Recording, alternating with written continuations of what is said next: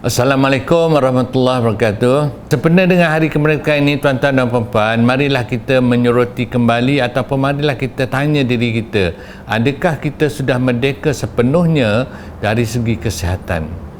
Jadi beberapa isu yang ingin saya bincangkan, iaitu yang pertama sekali, alhamdulillah kerajaan Malaysia telah berbuat pelbagai cara sebenarnya untuk memberi perkhidmatan kesihatan yang terbaik kepada rakyat Malaysia sebelum merdeka dan juga selepas merdeka. Tetapi tuan-tuan dan puan-puan, dalam keadaan begitu pun, walaupun kita telah mencapai banyak sebenarnya pencapaian-pencapaian menarik dari segi kesihatan ibu dan anak contohnya, dari segi liputan imunisasi contohnya, semua tu alhamdulillah kita telah capai kejayaan yang cemerlang kalau berbanding dengan negara-negara lain.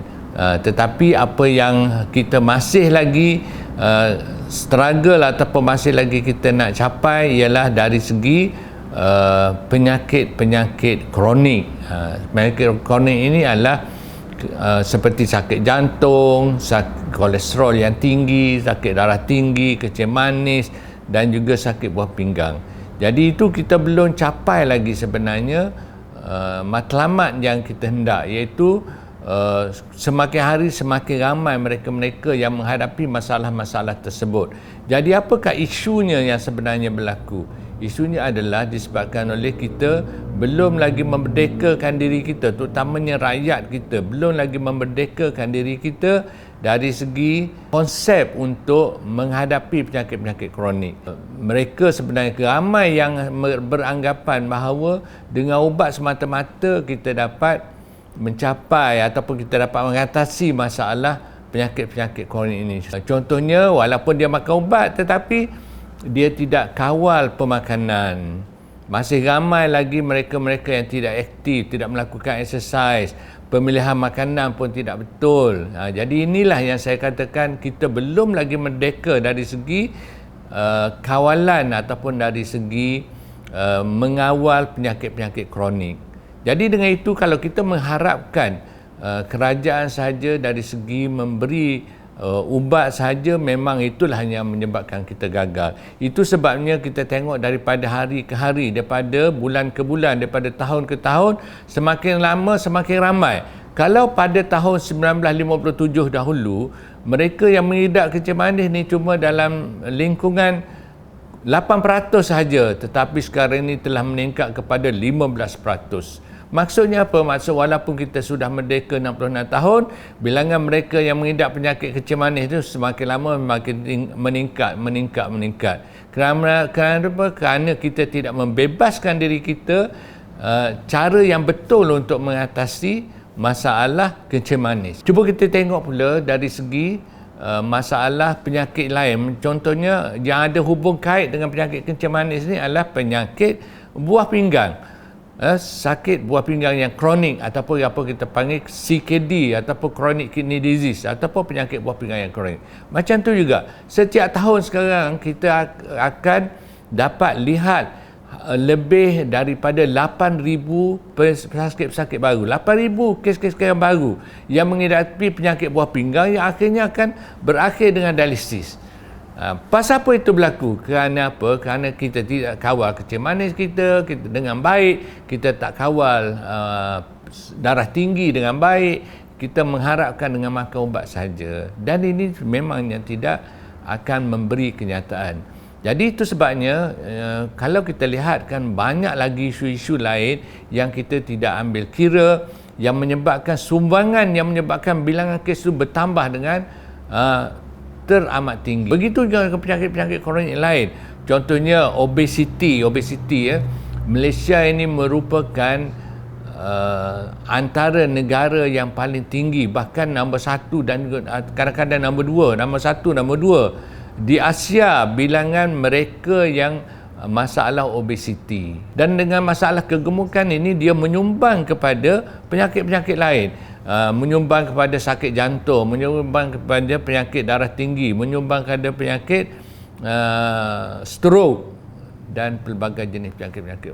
Jadi itu sebabnya saya punya pandangan kita perlu berubah sebenarnya.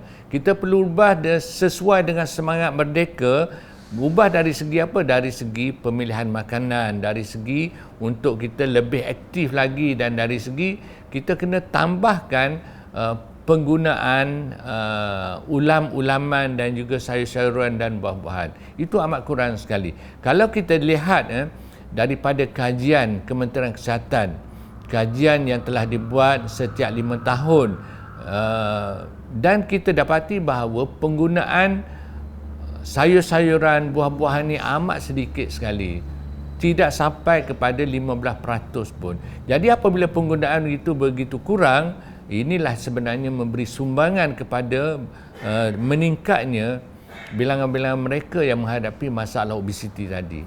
Begitu juga dengan satu lagi isu sebenarnya adalah isu tidak aktif ataupun tidak menjalankan ataupun tidak bersenam ataupun tidak ada aktiviti fizikal.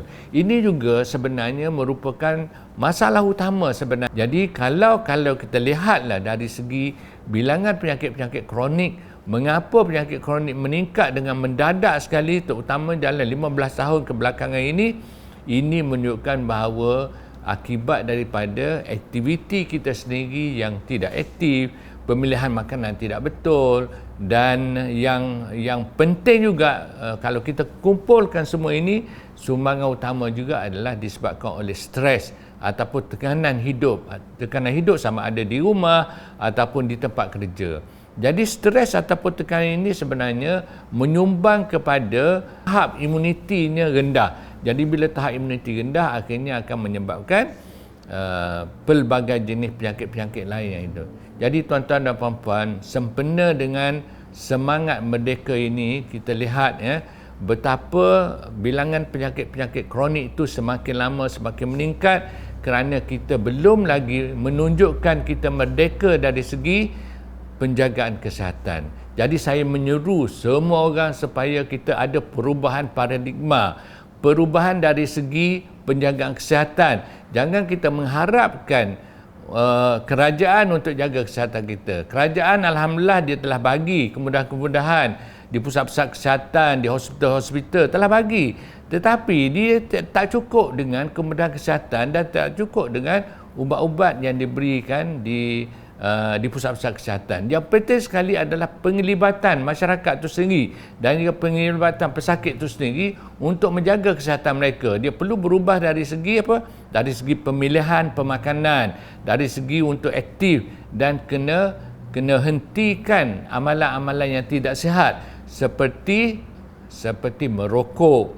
Jadi kita masih lagi bilangan orang yang merokok ni masih lagi tinggi. Jadi itu juga antara faktor-faktor yang menyumbang kepada kemerosakan kesihatan, juga yang menyumbang kepada bilangan penyakit-penyakit kronik ini meningkat. Jadi saya rasa itu saja yang ingin saya sampaikan. Wabillahi taufiq wal hidayah. Wassalamualaikum warahmatullahi wabarakatuh.